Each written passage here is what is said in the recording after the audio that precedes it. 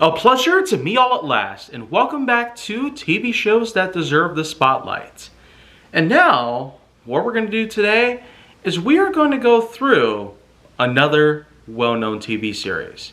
This one's more live-action oriented, and for those of you who've seen it back in the day, or for those of you who are in fact just getting to know about the series, here's a good presentation for you to get into. So this way, The Incredible Hulk, TV series that lasted from 1977 to 1982, can help get you even closer to the live-action variables of Marvel, pre-MCU obviously. But this whole show itself was a nice big series that had the combination of drama, action, and even horror at times. But The Incredible Hulk and its somewhat cheap feels, campy nature, and overall spectacular practical effects, mainly that were done with the insane makeup done on the one and only Lou Ferrigno. And alongside the likes of Bill Bixby and Jack Colvin, it seems that this trio not only made a show back in the day, but they made a great show. One that has unfortunately gone somewhat downhill, being swept under the rug by various other Marvel-related media. As the years went on, you could say that this is one of those shows that helped walk a franchise, so eventually it would learn to run. But knowing where Marvel is nowadays, they've run so far, they must have spun the earth in the opposite direction, as if they were Superman. Oh man, I cannot take all these references. So back to The Incredible Hulk, the show obviously. Not talking about the movie from 2008, not talking about other The Incredible Hulk related things for now, except this. We basically get to know about The Incredible Hulk first thing with the episode simply titled The Incredible Hulk. Yeah, this is basically the pilot episode. And as of recent years, pilot has been the term that's been given to this first episode. This was released in two different parts back in November of 1977, making it the first episode overall. And this was also where we get to learn about the origin of the Incredible Hulk, as Bill Bixby, who plays David Banner, for some reason is not called Bruce Banner in the series, is known by the name David. But regardless of what it is, this is a scientist who had unfortunately had a bit of a tragic event in his life. And he goes to work at a lab and tries to deduce a number of things. But he also works as a local physician, providing aid to some people whom are in need of some attention in terms of their overall health. He is paired by Elena, a partner of his in the fields of science. Both of these people would work together on a number of different projects. But the biggest thing that they come across is trying to find out a secret type of power that people have in their own bodies, locked deep within them, and only activating in certain points of time. After several interviews basically come and gone, one mother lifts up her own car while her son was trapped inside. A German woman bends a steel girder, a man kicks down a huge armored door, and various other cases causes Banner to wonder, that famous line, what is the common denominator? Well, this is a scientific question that not only gets itself an answer later on in the episode, but also comes out with a grave series of ramifications that unfortunately Banner doesn't realize until too late. So what happens is that one night, just after Banner was done with his notes, he decides to go into the radiology lab and sits on a machine which supposedly infuses gamma radiation into someone's body. I don't know exactly what the main purpose of it was supposed to be for, but the whole thing about gamma radiation is that to put it inside someone's body would likely kill them, even if it's a minuscule dosage. Because knowing today's standards, how radiology works, and the level of Roentgen units that are still sprawling around in Chernobyl, Ukraine right now, at the site of that nuclear plant, it really is something that is worth trying to deduce. Like, how can it be possible for someone to survive a gamma ray dosage to the head? He basically tries to go for a 300,000 gamma unit dosage, which would last for 15 seconds. He gives himself a 2-hour-minute safe period before the thing is armed. And for 15 straight seconds, his body becomes infused with gamma radiation. It is quite a horrific sight, to say the least. This is basically like one of those moments in life where you permanently sealed your own fate. And once you've done something in your life, you'll probably regret it until the day you die. This is like one of those moments where he's essentially inflicted himself with a curse. His own image in life could basically contort into something terrifying. That's the unfortunate side effect of this gamma radiation dosage that he took in that night. He unfortunately turns out unsuccessful when trying to lift up a heavy object in the room after the dosage was complete. So he then goes out to his car and try and drive back home while it was pouring rain outside. He unfortunately hits an object in the road, causing his tire to flatten, and is forced to change it out, which unavoidably causes an injury, and then the big moment happens. He ends up blacking out from the intense pain and anger he felt within him, and then begins to transform into the one and only Incredible Hulk. Green-skinned, muscular behemoth, only capable of little to no reason, while also utilizing his own anger as a power source to enhance his own physical strength and capabilities like no other. He was actually able to utilize that same level of hidden strength that was deep within the people that were interviewed earlier on that day. But then, of course, his own car gets destroyed, and he ends up running off into the woods. This is basically where we get to encounter something else, something that's a little weird. The Incredible Hulk basically intrudes on a small family campsite, and basically a girl is fishing. She ends up going to the water, and then while the Hulk does try to save her, he unfortunately gets himself shot in the arm. That was unbelievable. But it gets even more crazy when you begin to piece together other things that come together. Because when this, as well as the second part of the Incredible Hulk pilot comes and goes, it just gives you all you need to know. The Incredible Hulk was made because Banner inflicted himself with gamma radiation, and he now goes through a transformation every time his emotions go through a certain direction. Jack Colvin, who plays a reporter known as Jack McGee, a reporter whom is unfortunately more newsy as possible, because from that moment on, when his own laboratory explodes, after trying to figure out a way to reverse the gamma radiation process that causes this transformation, Elena is unfortunately killed in the blast. And while the Hulk was able to recover her body, it unfortunately was too late.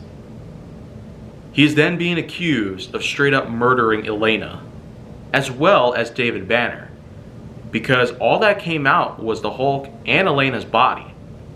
McGee thought that Banner was still inside the building when the fire was still raging on that day. But nevertheless, when this episode comes to an end, the final part there basically dampens down. This is pretty much what it is. A series of adventures will come and go. Every episode from here on out, since this very part, utilizes Dr. David Banner, the lonely man himself, with a certain curse in his body. a curse that he now has to live with for the rest of his life. Until the very day he finds out exactly how to control this type of anger within him, and possibly even lessen the likelihood of transforming into the Hulk. Meanwhile, Jack McGee still continues on with his own journey.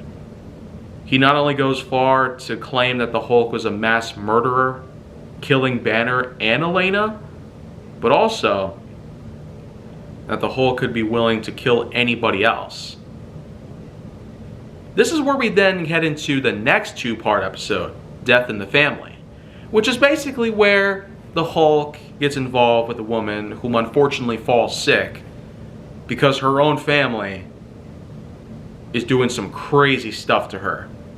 And after that whole thing is thwarted, and after a few more series of encounters, not just with David and the people he's met, but also as the Hulk, that itself also turns into something different. But essentially, this is where we get to the series itself. In March 1978 with Final Round, where Hulk helps out a boxer, wins some matches, The Beast Within, of Guilt, Models, and Murder. Then the sixth episode, Terror in Times Square. Yeah, the Hulk in New York, who would have imagined? Episode 7 of this first season is 747, where it's pretty much the Hulk on a plane. Nothing too much more on that part. Episode 8 of Season 1, The Hulk Breaks Las Vegas. Never Give a Trucker an Even Break, which is a bit of a straight-up ripoff of Duel 1971, which I've actually talked about last year in Films I Should Have Talked About Years Ago, Season 2. Then there's Episode 10, Life and Death. Episode 11, Earthquakes Happen. And finally, in May of 1978, The Waterfront Story. 4 more seasons, however, would follow up after this episode comes and goes. Starting in September of 1978 with Married, which is basically a supposed love story where Banner tries to find a love of his life, but he unfortunately fails in doing so after a series of things go down, ending with a hurricane that causes this new female of his to pass on. Then we follow up with the Antioch Horror. A bit of a, I guess you could just say, urban legend episode, similar in a way to Bigfoot. Being that that story was about 10 years old at the time, it kind of made sense that they would have to capitalize on it soon enough. Then we have Ricky, a simple-minded fellow whom is the brother of a famous race car driver turned demolition derby artist after his car is damaged. Next is Rainbow's End, a child in need, where an abused child faces an abusive father, and the Hulk unfortunately has to stop him from turning his son into a washout. Then there's Another Path, where a blind sensei encounters Banner and tries to help him with his problems. Then there's Alice in Disco Land. Then there's Killer Instinct, where a football player with some anger issues has to be put down before he causes a huge issue, possibly even a murder at that point. Stop the Presses would follow up after that. And then there's Escape from Los Santos, Wildfire, A Solitary Place, Like a Brother, Haunted, Mystery Man, Part 1 and 2, which is basically one of the only instances where Banner and McGee meet up with each other. Banner, unfortunately, is wrapped up in bandages, so he ends up being referred to as John Doe, a common pseudonym that is given to people whom are unable to be identified or are people whom are unwilling to give up their identities to anybody at all. Even to this day, John Doe is a common pseudonym used as a way of identifying certain people who pretty much have no identities, whether they're willing to give them up or not. Or more importantly, whether people know about them or not. Then we follow up with The Disciple, then No Escape, Kindred Spirits, The Confession, The Quiet Room, and Vendetta Road. The last one for 1979. Then with episode 1 for season 3, we have Metamorphosis. Then after that, there's Blind Rage, Brainchild, The Slam, My Favorite Magician, Jake, Behind the Wheel, Homecoming, The Snare, Babylon, Captive Knight, Broken Image, Proof Positive, Sideshow, Long Run Home, Falling Angels, The Lottery, The Psychic, A Rock in a Hard Place, Death Mask, Equinox, 9 Hours, and On the Line. Yeah, it's crazy. It's a long series. And each episode is well over 40 minutes in length. So if you want to do the math, and go on ahead. That's a lot of episodes. But it doesn't stop there until November of 1980 with another two-parter known as Prometheus. And then following after that is a skydiving episode simply titled Free Fall.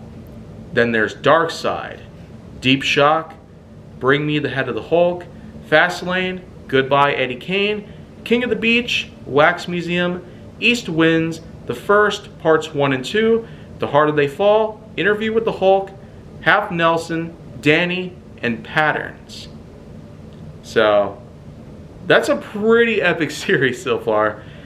But unfortunately, as the series would progress further and further and further, there would not necessarily be anything too better, and it would also come to the point where eventually, by the time they begin work on a 5th season, the series itself had run dry.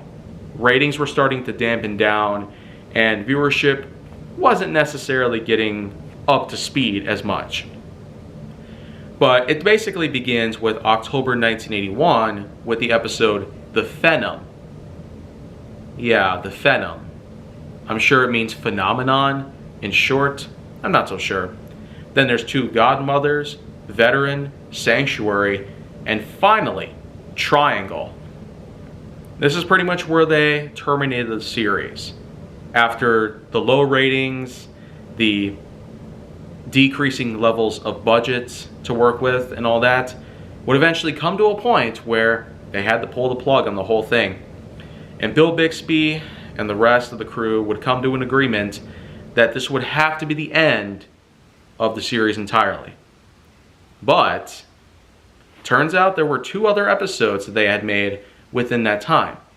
Slaves and A Minor Problem, both being released 6 months later in May 1982, being the true last episodes in the entire series. That basically is a lot of episodes to work with. And so, you know what? It's a big series. It has a lot of episodes with a lot of runtime in each part. And while there are lots of repetitive moments because it's just the same exact thing over and over again, a certain event comes by, David Banner goes in to help other people, to make new friends here and there, and also to be given new ways to be able to get by. Whether it's a job, or it's a share of cash, or a new set of clothes, or basically anything that he could do to help keep his life going. Up until the very point where he could actually find a way to cure his Hulk disease. But it's the same exact thing over and over and over again. It starts with Banner getting into the whole thing. Well, actually, there's a bit of a prologue complete with a small montage of clips that give you insight as to what the episode is going to be about. Then there's the intro, which is narrated by the one and only Ted Cassidy. Yes, Ted Cassidy, who unfortunately would die by the end of season 3. And so, that's basically just what that is, unfortunately. But his voice is still going to be widely remembered for this famous dialogue that he says in the intro. Quote unquote, Dr. David Banner, physician, scientist, searching for a way to tap into that hidden strength that all humans have. And so, we also can't forget that famous quote that is said at the very beginning of the first episode. Within each of us, oftentimes there dwells a mighty and raging fury. It's not necessarily given to us exactly who said it, but it could have been an original thing they came up with themselves. Even Stan Lee not only was on board with the series, and there also is a lot of other things that I could talk about. Certain trivia that took place, like the fact that Lou Ferrigno had to live in a refrigerated motorhome just so his makeup wouldn't wash away easily on the set. And there was even that one moment and one time where Lou Ferrigno stormed off while still in his costuming and makeup. The sight of him driving behind the wheel, the Incredible Hulk behind the wheel of a car, ended up causing a motorcycle accident to take place. There is so much material that I could possibly cover in this whole episode, but the main thing about this is to mention it for the heck of it. It's a great series that unfortunately has fallen short because of what Marvel has been doing nowadays. But we could just give it the benefit that it actually did allow to kickstart the superhero genre for a whole new generation of people. And with the next generation of people, maybe there will be ways that we can look back on the old days in the 70s and 80s when Marvel and DC related material weren't necessarily as big and as popular as they are today.